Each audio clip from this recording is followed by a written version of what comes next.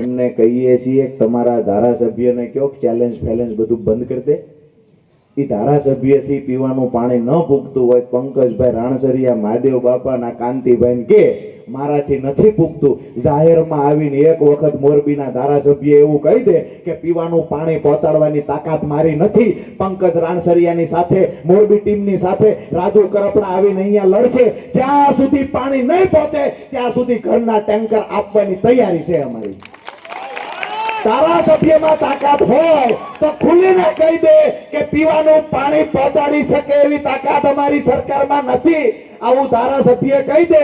પાણી પહોંચાડવા માટેની આક્રમકતાથી ગાંધી ચિંધ્યા માર્ગે લડવાનું થાય તો ભલે, ભગતસિંહના માર્ગે લડવાનું થાય તો ભલે, પીવાના પાણી માટે અમારી તૈયારી છે.